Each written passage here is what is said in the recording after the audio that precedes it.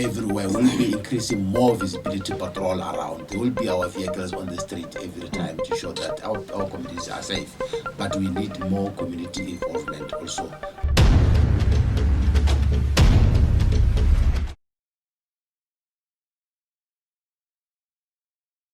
Welcome to Radio 1584 this beautiful Friday morning. And being a Friday morning is second Friday of the month of December. And as you know, around this period, we see the SAPS being very, very active. And in the studio, we've got Sergeant Chokwe, our ever popular man that you see him all over our community trying to put down criminal fires. Sergeant, after some time. Thank you very much. How are you? I'm fine and you? Okay, it's good to see you in the studio again. Yeah, thank you, man. Just want to greet the listeners, wherever you are. Right. I always see you in your van, up and down, driving at high speed, trying to get things done. Is that period again? Is that period of the end of the year whereby now even criminals that take advantages of the current situation now? Yeah. It's the festive season, but we try to increase more visibility around our area to ensure that the community are and feel safe. Right. Sergeant, let's introduce your before we go deeper into the program. I see you brought your colleague here. Yes. How are you, my sister? I'm good, thank you, sir. Okay, we had a very lovely discussion off air. I wish that discussion will go on air. Gender-based violence and all those issues. Yeah. But anyway, we'll touch maybe briefly on that because it's part of the discussion session today. Yes, now, of course. December. Let's talk about December. It's a very hectic period. And in Lodiam, I see you have been reporting on very, very sad events, especially let's start off with the businesses that are being attacked. I think that's the main focal point.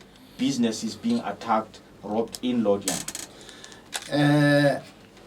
I have a couple of tips that I want to give the community today. As Right. everyone knows that we are on that time of the year. Okay. And now we have the tips to prevent the true crimes such as business robbery, house robberies, and hijackings. Right. I think that will be the first one to start with. Okay. Yeah. Now I think for the business robberies, we want the community always to be on the lookout for a suspicious person or a vehicle. And when immediately you see the suspicious vehicle and the person, just contact your local SAPS or contact the police. And now enhance security through the fitting access doors with security gates and installed butler bars on windows for your safety in the houses. Request the neighbors to keep an eye when you are away for extended periods. You know, now people are going out for holidays, and now some communities, the members, they are leaving no one in the house to look after. But they can also ask the neighbors just to put an eye, and if they see any suspicious person, then they will just contact the SAPS. Although we will be everywhere, we'll be increasing more visibility patrol around. There will be our vehicles on the street every time to show that our communities are safe. But we need more community involvement also to ensure that we work together on fighting this crime, especially on prevention of the crimes such as this house breaking, this business robbery, this house breaking as well as the hijackings. And the other one was when we're still on the house robberies, do not open the gate and doors for strangers. No, it's the people that in this time of the year, they just come and knock. You don't know who's behind the person that you see on the gate. Then now just knock. Once you open the gate, you see now 10 people or now 6 people or more than that. More than 2 people that are coming in the house. That's when we have a problem or a challenges with So in most cases, they send one person in front, and then the others will follow. Will be Yes. hiding, Yeah, that is very important to be extra vigilant Okay. on this time of the year. Right. Okay. And the other one, that is very important one that I want to put it for everyone. Verify the details of anyone before you employ them and check authenticity of the contractor before you allow access to the premises. This one, I think, is happening every time and again. And because people are coming to say, no, we're here to fix maybe whatever, we're here to check the water meter and so, and now you just open the gate, and or now you want just a domestic worker, for example, to come and work for you. Just say, okay, just come in without verification, and that's the main cause of this house robberies. And now we say our community must be extra vigilant when coming to this issue. But we touched on something very sensitive. I don't know whether this this should be mentioned on air, that we see there is a popular trend of employing people from outside. We can say foreigners, people from neighboring countries. And information has revealed that these people, domestic workers, garden helpers, they are the ones in most cases on the forefront of tipping the outside crooks or robbers to gain access into the premises of houses. Can you dwell on that, or is something that we cannot discuss? On that one, I will say no comment. Okay. As South African Police Service, we don't want to be seen as xenophobic. Yeah. Then we say people must verify the details of anyone before you bring in the house. I mean, anyone before you employ, just do the verification. You can take the fingerprints, you can have the ID of the person, just do the background check before you put the person in your house. Especially the fingerprint story. I don't know why people don't do that. That's the basic thing that you do when you employ somebody, whether a garden person or fingerprints is the first thing that I don't know why people are not the owners of the houses or why they don't do that. That's a free. You provide that service for free at the police station. Yeah, that's why we say we'll keep on reminding the community on that one, because it's very important. And this kind of things, that some of things that contributing towards this crime, such as the house breakings and even the business robberies. But that's why we say the community must take this thing in consideration. I remember, you know how important it is. I remember when I had to get accreditation. You know, when you go and as a journalist, let's say the president is coming, and before you go and cover the event, you must get accreditation. One day, I remember I went for accreditation. They say, no, we can't give you accreditation. I say, why? Because they took fingerprints. Yes. They say, no, we can't give you, you are a criminal. I say, no, man. What do you mean I'm a criminal? They say, no, your fingerprint shows. What did I do? They say you are a reckless driver, you were involved in an accident. And that was 10 years ago. Yeah. They say reckless driving. And now, how did they trace that? Through? The fingerprint. Fingerprints. Yes. And you couldn't get, now they say, all right, you must apply for removal of that case. If you show it happened, then proof, and then apply for the removal of that criminal record in your in the system. Yes. So it's as simple as that, your fingerprints. Why people, they don't do that? Yeah, but that's why we say, I think we need to continue reminding our community to do the same. I think it will assist on curbing this crime in our area. The more crimes will be decreased if we start working on the issue of people being verified before they can board in the premises. Right. Okay, now let's look at, we've been concentrating more on house robberies. Yeah. Now you have mentioned that it's time for the holidays, people are going away. Make sure your neighbor is informed of any more that you want to add, especially when people are going for holidays. You see, I've got my plate is full. Right. But today I'll just put it half, because remember we have got businesses, and we have got business robberies. You know, people, criminals now, they want to use this time of the year to enrich themselves. Then we say the business owners or the business premises do not keep too much money on the business premises, you know, because that will also attract the criminals. Be on the lookout for suspicious customers. When you are in your businesses, you see that this person comes and goes, comes and goes. And the person you can see, it looks suspicious to you. The tips that I can give to our community now is that if you look now, because due to this current situation of the COVID, we are putting the mask wherever you go. And you see this person is putting the mask in a way that you can't even see the eyes. Yeah. Then you must start to be suspicious. And the person he comes, you look at how he look around the shop. Then now you must it's easy. Just call the police. Say, now I see the person looking suspicious in the house. We will come and we'll do the right thing. Yes. And the other thing we'll say, be on the lookout, like as I said, for the motor vehicles. You see this vehicle is driving up and down with no number plates. Don't wait for crime to be committed. You can contact the SAPS. Then police will come. Then we'll do the right thing. And now the other thing is, do not keep the shop open till late. Hey, because now our communities, our business owners, they open till very late. Some of the other areas we find that even the street lights are not that. The place is bit dark, but you should see that the other shops are still open till late. That's when the crime, the criminals that take advantage and of the darkness of the place or the shop, because now you are alone in the shop and anything can happen. And we say avoid being alone, especially at night. Always you must, because during this time of the year, you see, we need to be very careful. And now business owners must not open for anyone after the business has been closed. Normally what they do is they will send one, like I said, with the house robberies. They will send one and say, okay, you just come, maybe a lady or a woman, just to open. No, I just want to buy one thing, please. Immediately you open the door, you open the gate. Then you'll be surprised by seeing people with what is the very same person now will take out a firearm. Then that's why you see that the people are getting robbed. Yes.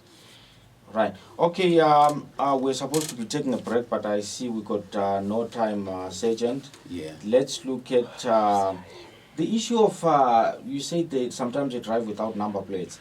Sometimes you find cars driving with fake number plates. Obviously, you won't know.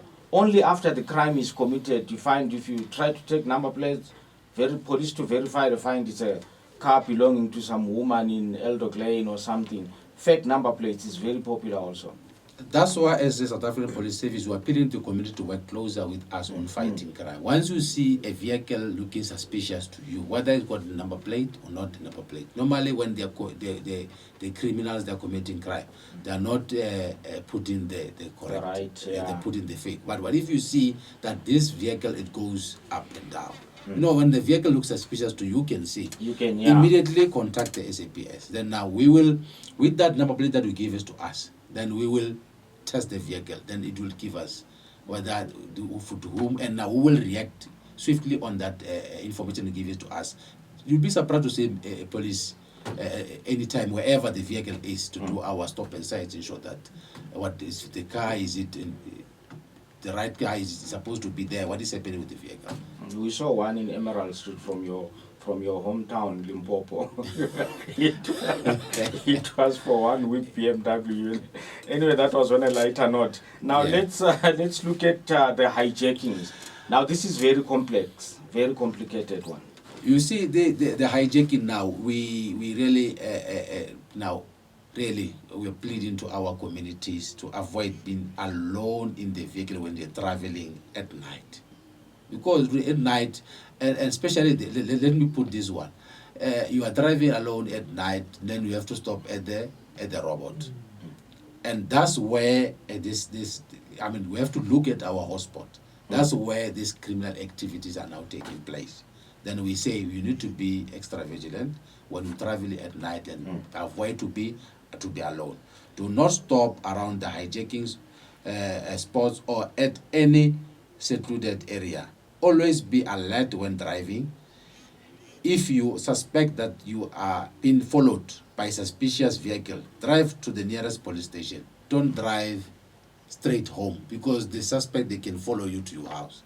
Then now the best place to go is to go to the police station, and always have the emergency numbers of the police, that 08600 101, and it's very important for you to have the local police station number, which is the Lodium police station. I will give it to you later on this interview. But it's very important that once you see the suspicious person, you just contact the SAPS to say, I'm driving on this road, this direction, here the vehicle. If it's possible, just mention the number plates of the vehicle that is following you.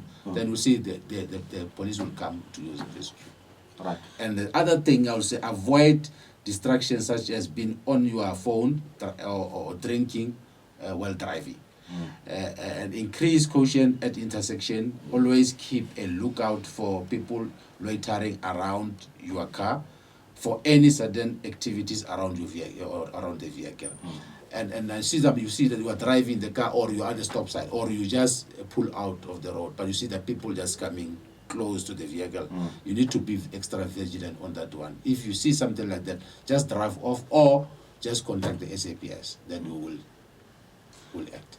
All right. Okay. One to note. There is another one on hotspots. Now, since we are around here, can you give an idea of which ones can be possible hotspots in our community here? Because our radio coverage is around Sunderland Ridge, Outreachville, West Park areas and all that, which people must be vigilant on?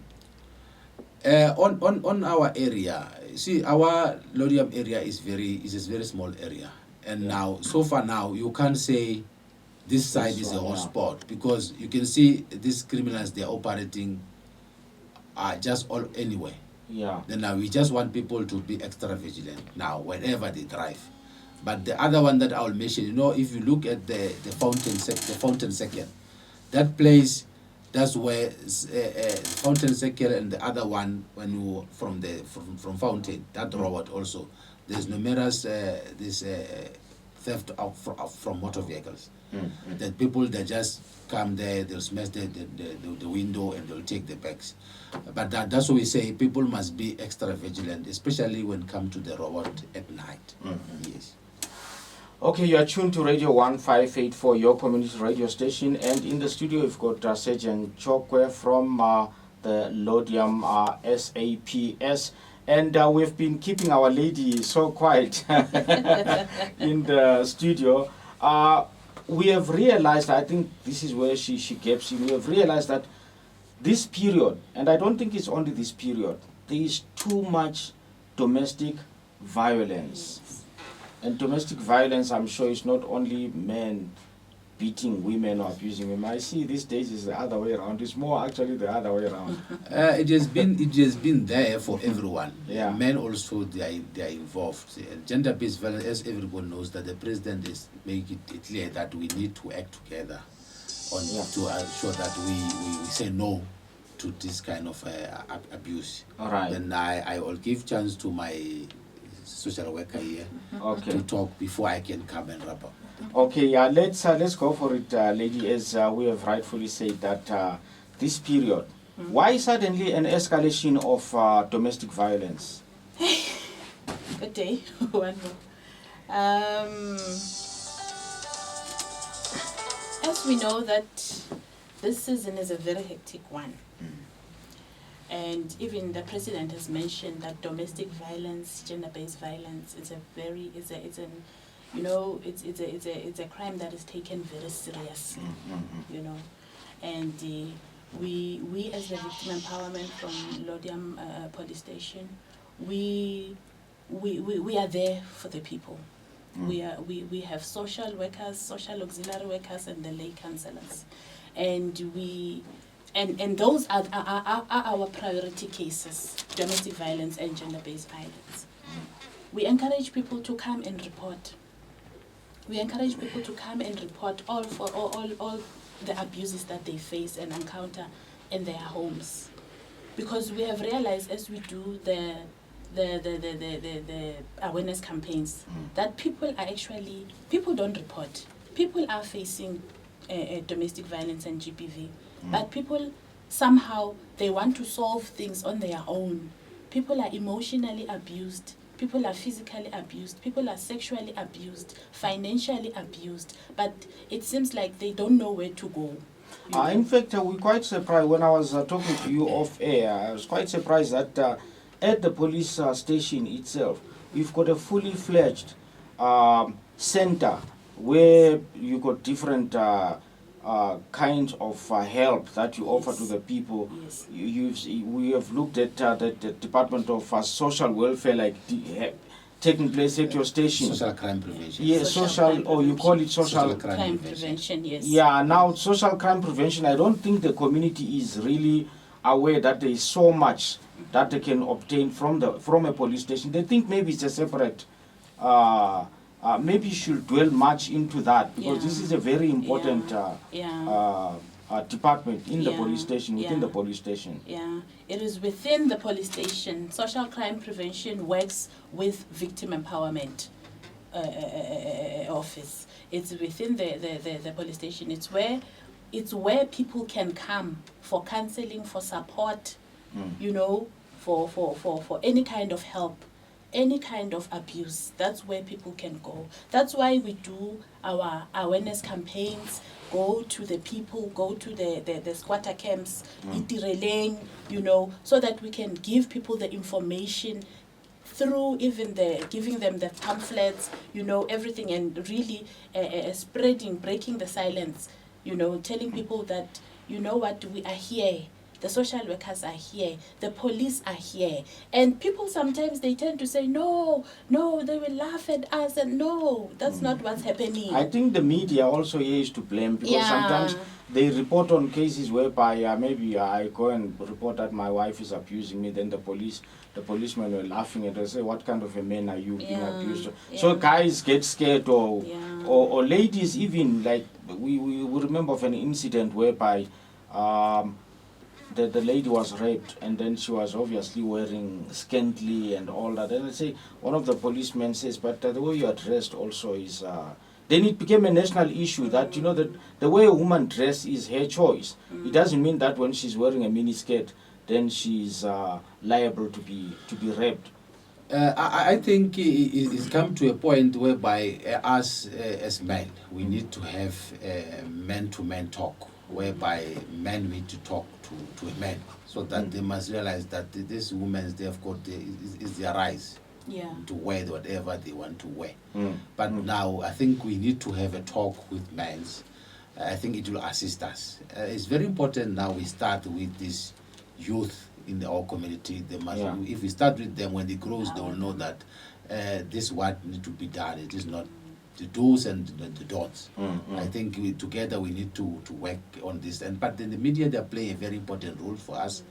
And now that's where we learn where we have to rectify and where we need to focus on other issues. And there's people on the street, they used to say, I'm a man, I can't come to the police station and report that my woman is abusing me. We say coming to the police station is not only to come and open a case. We have offices like social crime prevention. You can just come to Lodiam Police Station and say, I want to see Sergeant Chokwe, who's a social crime prevention coordinator. Then within my office, I have the Office of Victim Empowerment, whereby we have got NGOs, like Kopano Manyara NGOs, they are social workers, they are lay counselors. We ensure that you will get them. If that comes to a push, we will refer you, because we are working with other NGOs within the community, such as the Lodiam Child Welfare, Lodiam Care for Ages, New Beginners. There are a lot of NGOs in the community that we're working with them.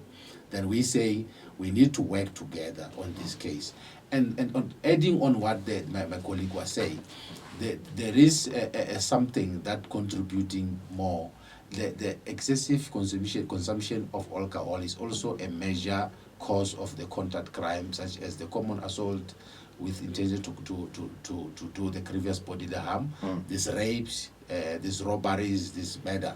And now it's also contributing to this gender-based violence. Because now the man is there after having 2 or 3 drinks when he get home, and because the man is always putting everything inside, now he's using an alcohol as an excuse. When he get home, they start abusing the woman. And the woman, because he is financially or depending on the man, the woman will keep quiet. Then that's why I say if people must break the silence. People must talk about it. They must speak out. They must come and report any sort of abuse to the police. So the man, If the women's also the abusing men in the house, and now the men will keep it in their heart because they will be hearing this street talk to say, if you go to the station, then now the police will laugh at you. Then that's what it will control, because one day the men will now stand up and now do something very bad. And now that's how the cases like the murder, the assault GPAs now they are coming. Then we say people must, all the men, the women, the children, even more children they abuse. I mean, we need children also to speak out. To come and the police, not to open a case, but you must just come so that we can see how best we can assist them. Okay, Sergeant, we don't have much time, but just to round off, I see you've got also what is called contact crimes. Yes. Which you want to briefly touch on before we. In fact, there is quite a lot. Yeah, there's quite a lot of things. Tips that. Normally, we can have the whole day here because now we want to show that our community are safe during this festive season. All right. We now advise our communities do not to carry too much money when they are going to drinking places. You know, now is that time of the year. People they got. Bonuses for the end of the year, and now they want to go to their drinking places, and now you show off the money, and now you have got a lot of money with you. That's why now the criminals they will mark you, and the crime now you'll be becoming a victim. And do not carry weapons when you are attending a social gathering. I think this is another thing where we end up having these cases of the murder, the assault, also the robberies, and finally the rapes also. And do not share a drink with someone you don't know. Now, you know, this other thing that is happening during this time, the people, they can mark you. They know that this one has got money. You leave the drink, you go. When you come, they put something, then you will be more drunk. Then that's when they can take your belongings. You see, that's why we say you might be very extra vigilant when you go to the drinking places. Avoid confrontation when you're under the influence of alcohol. I mean, my advice to our communities that if you want to drink, why can't you just buy and drink at home? And but after you have your drink, let's not everybody around you be drunk, because other people, when they're drunk, then they want people around them, they must be drunk. That's when they start abusing the families and their children, the women or the men in their house. We say we need to drink responsibly. There's no, they used to say there's no problem with the alcohol, but it's the problem with the behavior of a person after he took a few alcohol, consumption of the alcohol. Do not leave your drink unattended. You know, some people you drink, you trust whoever is around you, but don't know the person. You just put it there. And they find that tomorrow and later on, you don't even know where you are. Even your vehicle is taken or whatever you belong, even you are somewhere that you didn't know where you are. Then we just say we need to be extra vigilant, especially this time of the year. Yes. All right, Sergeant, we would like to thank you very much. Actually, we have gone beyond time by 5 minutes, but anyway, it doesn't matter as long as the community is benefiting. My sister, your last word of conclusion. I will only say, people, come and report those cases. Don't be silent. The victim empowerment is there, the police are there, the social workers are there. Let's break the silence. Let's break this cycle of being emotionally abused and not coming out to speak. The victim empowerment is there to support, and there's counseling as well. So we are there for the people. And the children, before you conclude, I'm just thinking aloud now that the children, at what age can they, because Sergeant mentioned something very important, that we are only looking at men abuse, woman abuse, and you're forgetting the children. The children. Now, how do they, very quickly, how do the children now go and report? At what age? Because there's this thing of 18 years, below age, and at what age and how do children report cases of abuse at home? That's a tricky one. Yeah, but remember the children, they can report any sort of abuse in the presence of an elder. Adult. It can be a neighbor, it can be one of the family member, but they've got a full rights as children to come and report. Even in the presence of the social worker, they can report any abuse. But how do you get the information to the children now that, hey, when you see an abuse, these are the guidelines that you, APC, do you go to the schools or how do you? Normally, it happens when we go to the schools and when we are driving around, when we are having community awareness, that's when the children will come to us. And that information, we take it very seriously. We refer them to the social workers and the follow-up will be done. Then what is happening with the child, then the outcomes will lead us to what needs to be done in that case. Okay, thank you. As we have said that, there's so much more to discuss, but time is not on our side. We'd like to thank you very much, Sergeant, with your team, lady, and the other one that is silent, one way behind us here in the studio. We'd like to thank you very much. Please, let's communicate more because this is a period that we desperately need you all the time. Yeah, before I can leave, I would like to share this number with the community, especially the community of Lodiam. The Lodiam SAPS Station Commander, Lieutenant Colonel Ngwani, is 082 576 7470, 082 576 7470, and the Visible Commander is Captain Munyamane, is 071 675 6478, 071 675 6478, and the Communication Officer of Lodiam, Sergeant Chokwe, 082 822 7279. And our Lodiam SAPS, my number will be 082 822 7279. I think everyone in the community have got this number. And now our station number will be 012 374 9846 or 7. Is it functional now? Sometime it was. The number is functioning, but we will be closing we are closed for today due to our COVID cases. And I can't leave the studio without now appealing to our community to continue wearing the mask, keep social distancing, and ensure that they sanitize all the time, because this current pandemic is still there. We need to work together. Also, we need to ensure that everyone around us is safe and feel safe. But now we are closed for today. Then we'll open very soon. The communication will be sent out. Yeah. But for now, community they can use the cell phone numbers that I have given now on air. All right. I'd like to thank you very much, Sergeant and ladies, for coming through, and we'll definitely engage you on a regular basis. Thank you very much. Thank you very much. That was the SAPS giving us some handy hints regarding this hectic and very, very complex period, the period of December. From our side, Yusuf Mustafa, till we meet, as it is the Juma today, and we wish you Juma Mubarak, and inshallah we'll be engaging you with some other programs as the day goes by, inshallah. Assalamu alaikum wa rahmatullahi wa barakatuh.